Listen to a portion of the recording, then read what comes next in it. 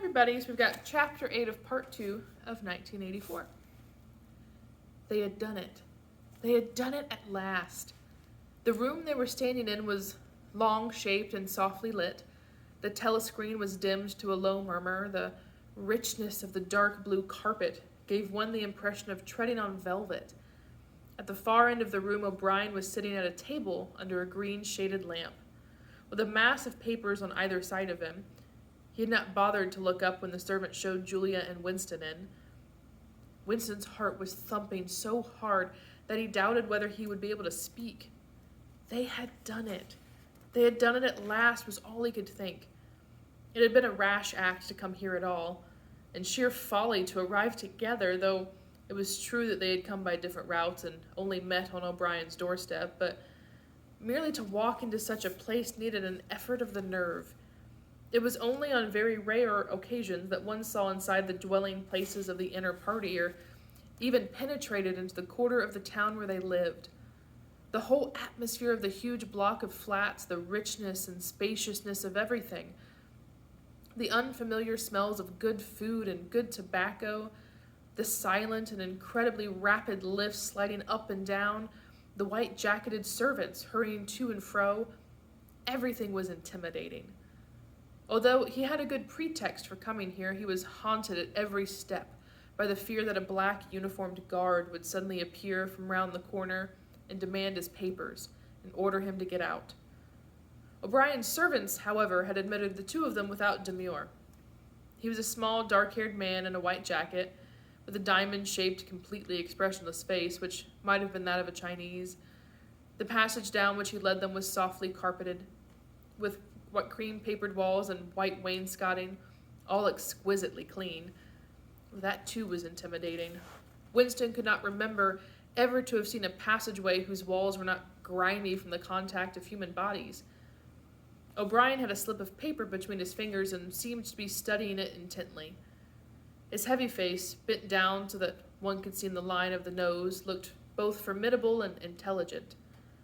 For perhaps 20 seconds he sat without stirring. Then he pulled the speakwrite toward him and rapped out a message in the hybrid jargon of the ministries. Items 1, 7 approved full-wise. Stop suggestion. Contained item 6 double plus. Ridiculous verging. Crime think. Cancel stop. Unproceed. Construction wise. Anti-getting plus full. Estimates machinery. Overheads. Stop end message. He rose deliberately from his chair and came toward them around the soundless carpet. A little of the official atmosphere seemed to have fallen away from him with the newspeak words, but his expression was grimmer than usual, as though he were not pleased at being disturbed.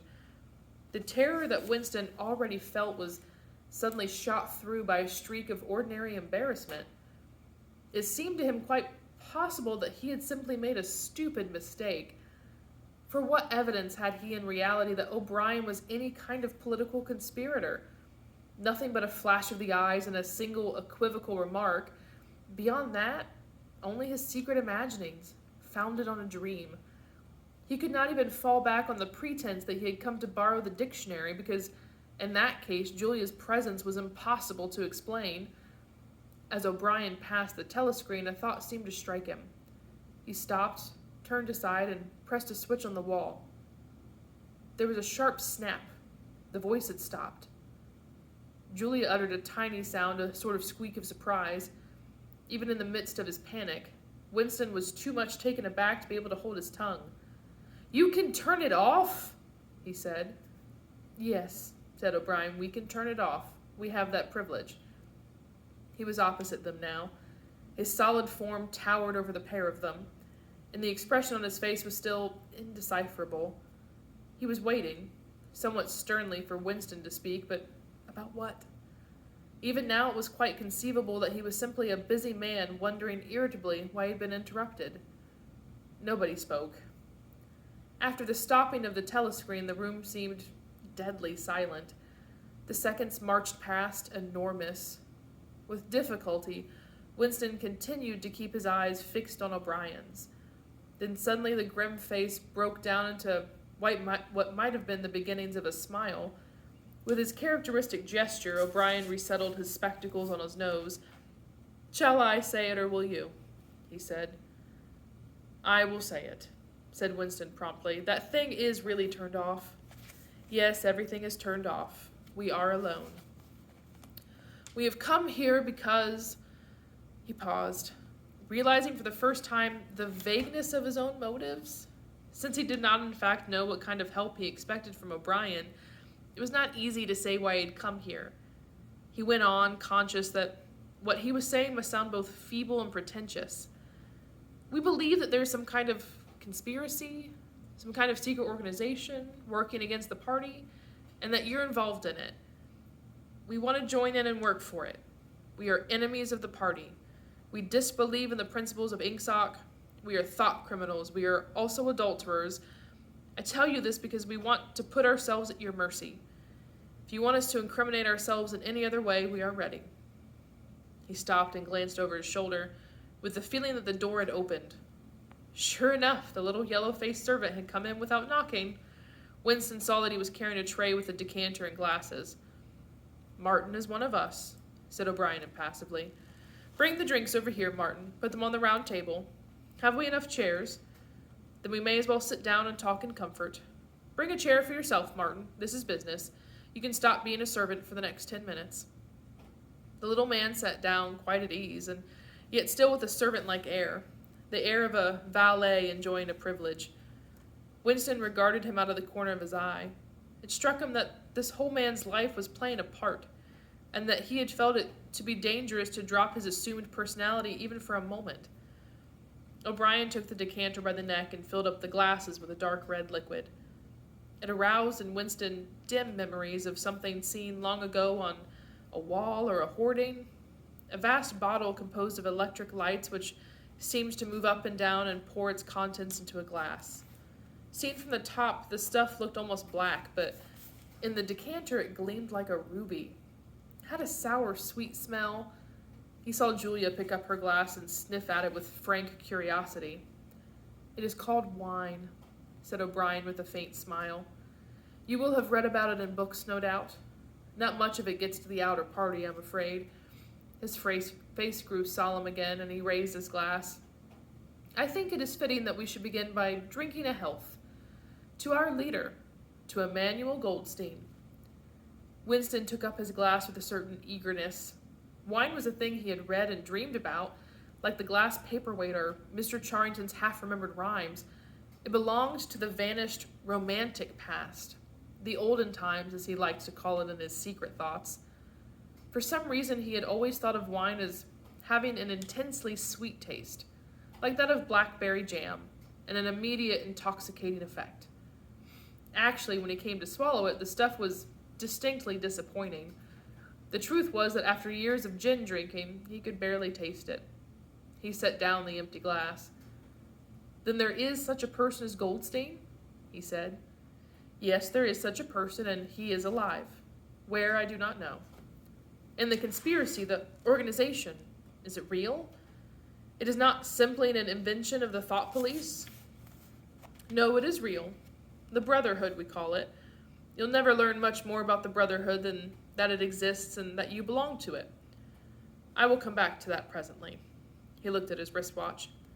It is unwise, even for members of the inner party, to turn off the telescreen for more than half an hour. You ought not to have come here together, and you'll have to leave separately. You, comrade, he bowed his head to Julia, will leave first. We have about 20 minutes at our disposal. You will understand that I must start by asking you certain questions. In general terms, what are you prepared to do? Anything that we're capable of, said Winston. O'Brien had turned himself a little in his chair so that he was facing Winston. He almost ignored Julia, seeming to take it for granted that Winston could speak for her. For a moment, the lids flitted down over his eyes. He began asking his questions in a low, expressionless voice, as though this were a routine, a sort of catechism, most of whose answers were known to him already. You are prepared to give your lives? Yes. You are prepared to commit murder? Yes. To commit acts of sabotage, which may cause the death of hundreds of innocent people? Yes. To betray your country to foreign powers? Yes. You are prepared to cheat, to forge, to blackmail, to corrupt the minds of children, to distribute habit-forming drugs, to encourage prostitution, to disseminate venereal diseases, to do anything which is likely to cause demoralization and weaken the power of the party? Yes. If, for example, it would somehow serve our interest to throw sulfuric acid in a child's face, are you prepared to do that? Yes. You are prepared to lose your identity and live out the rest of your life as a waiter or a dock worker? Yes. You are prepared to commit suicide if and when we order you to do so? Yes. You are prepared, the two of you, to separate and never see one another again? No, broke in Julia. It appeared to Winston that a long time passed before he answered. For a moment he seemed to have been deprived of the power of speech. His tongue worked soundlessly, forming the opening syllables, first of one word then of the other, over and over again. Until he had said it, he did not know which word he was going to say. No, he said finally. You did well to tell me, said O'Brien. It is necessary for us to know everything. He turned himself toward Julia and added in a voice with somewhat more expression in it, Do you understand that even if he survives, it may be as a different person? We may be obliged to give him a new identity. His face, his movements, the shape of his hands, the color of his hair, even his voice would be different. And you yourself might have become a different person. Our surgeons can alter people beyond recognition. Sometimes it is necessary. Sometimes we even amputate a limb. Winston could not help snatching another sidelong glance at Martin's Mongolian face. There were no scars that he could see. Julia had turned a shader paler, so that her freckles were showing, but she faced O'Brien boldly. She murmured something that seemed to be assent. Good. Then it is settled. There was a silver box of cigarettes on the table. With a rather absent-minded air, O'Brien pushed them toward the others, took one himself, then stood up and began to pace, slowly to and fro, as though he could think better standing. They were very good cigarettes, very thick and well-packed, with an unfamiliar silkiness in the paper. O'Brien looked at his wristwatch again. You'd better go back to your pantry, Martin, he said. I shall switch on in a quarter of an hour. Take a good look at these comrades' faces before you go. You will be seeing them again. I may not. Exactly as they had done at the front door, the little man's dark eyes flicked over their faces. There was not a trace of friendliness in his manner. He was memorizing their appearance, but he felt no interest in them, or appeared to feel none. It occurred to Winston that a synthetic face was perhaps incapable of changing its expression. Without speaking or giving any kind of salutation, Martin went out, closing the doors silently behind him. O'Brien was strolling up and down, one hand in the pocket of his black overalls, the other holding his cigarette. You understand, he said, that you will be fighting in the dark. You will always be in the dark. You will receive orders and you will obey them, without knowing why. Later I shall send you a book from which you will learn the true nature of the society we live in, and the strategy by which we shall destroy it. When you have read the book, you will be full members of the Brotherhood. But between the general aims that we are fighting for and the immediate tasks of the moment, you will never know anything. I tell you that the Brotherhood exists, but I cannot tell you whether it numbers 100 members or 10 million. From your personal knowledge, you will never be able to say that it numbers even as many as a dozen. You will have 3 or 4 contacts, who will be renewed from time to time as they disappear. And this was your first contact. It will be preserved. When you receive orders, they will come from me. We find it necessary to communicate with you. It will be through Martin. When you are finally caught, you will confess. This is unavoidable. But you will have very little to confess, other than your own actions. You will not be able to betray more than a handful of unimportant people. Probably you will not even betray me. By that time I may be dead, or I shall have become a different person, with a different face. He continued to move to and fro over the soft carpet. In spite of the bulkiness of his body, there was a remarkable grace in his movements. It came out even in the gesture which he thrust a hand into his pocket or manipulated a cigarette. More even than of strength, he gave an impression of confidence and of understanding tinged by irony. However much in earnest he might be, He had nothing of the single-mindedness that belongs to a fanatic. When he spoke of murder, suicide, venereal disease, amputated limbs, and altered faces, it was with a faint air of persiflage. "This is unavoidable," his voice seemed to say. "This is what we have got to do, unflinchingly. But this is not what we shall be doing when life is worth living again." A wave of admiration, almost of worship, flowed out from Winston toward O'Brien. For the moment he had forgotten the shadowy figure of Goldstein. When you looked at O'Brien's powerful shoulders and his blunt-featured face, so ugly and yet so civilized, it was impossible to believe that he could be defeated. There was no stratagem that he was not equal to, no danger that he could not foresee. Even Julia seemed to be impressed. She had let her cigarette go out and was listening intently. O'Brien went on. "You will have heard rumors of the existence of brotherhood. No doubt you have formed your own picture of it. You have imagined probably a huge underworld of conspirators, meeting secretly in cellars, scribbling messages on walls, recognizing one another by code words or by special movements of the hand. Nothing of that kind exists. The members of the Brotherhood have no way of recognizing one another, and it is impossible for any one member to be aware of the identity of more than a very few others. Goldstein himself, if he fell into the hands of the thought police, could not give them a complete list of members, or any information that would lead them to a complete list. No such list exists. The Brotherhood cannot be wiped out, because it is not an organization in the ordinary sense. Nothing holds it together except an idea which is indestructible. You will never have anything to sustain you except the idea. You will get no comradeship and no encouragement. When finally you are caught, you will get no help.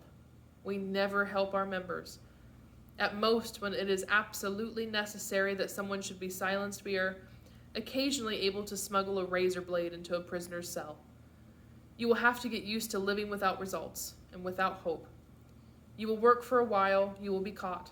You will confess, and then you will die. Those are the only results that you will ever see. There is no possibility that any perceptible change will happen within our lifetime. We are the dead. Our only true life is in the future. We shall take part in it as handfuls of dust and splinters of bone, but how far away that future may be, there is no knowing. It might be 1,000 years. At present, nothing is possible except to extend the area of sanity little by little. We cannot act collectively. We can only spread our knowledge outwards from individual to individual, generation after generation. In the face of the thought police, there is no other way. He halted and looked for the third time at his wristwatch. "It is almost time for you to leave, comrade," he said to Julia. "Wait, the decanter is still half full." He filled the glasses and raised his own glass by the stem. "What shall it be this time?" he said, still with the same faint suggestion of irony. "To the confusion of the thought police? To the death of Big Brother? To humanity? To the future? To the past," said Winston. "The past is more important," agreed O'Brien gravely. They emptied their glasses, and a moment later Julia stood up to go. O'Brien took a small box from the top of a cabinet and handed her a flat white tablet, which he told her to place on her tongue. It was important, he said, not to go out smelling of wine. The lift attendants were very observant, and as soon as the door had shut behind her, he appeared to forget her existence. He took another pace or two up and down and then stopped. "There are details to be settled," he said. "I assume that you have a hiding place of some kind?" Winston explained the room over Mr. Charrington's shop. "Well, that will do for the moment. Later we will arrange something else for you. It is important to change one's hiding place frequently. Meanwhile, I shall send you a copy of the book." Even O'Brien, Winston noticed, seemed to pronounce the words as though they were in italics. "Goldstein's book, you understand, as soon as possible. It may be some days before I can get a hold of one. There are not many in existence, as you can imagine. The thought police hunts them down and destroys them almost as fast as we can produce them. It makes very little difference. The book is indestructible. If the last copy were gone, we could reproduce it almost word for word. Do you carry a briefcase to work with you?" he added. "As a rule, yes. What is it like?" "Black, very shabby, with 2 straps.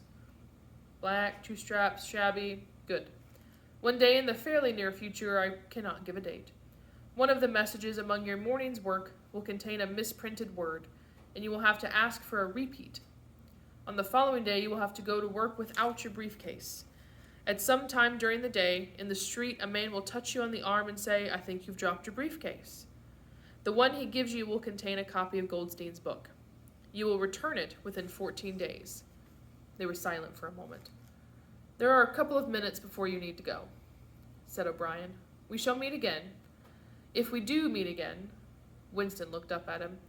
"In the place when there is no darkness?" he said hesitantly. O'Brien nodded without appearance of surprise. "In the place where there is no darkness," he said as though he had recognized the allusion.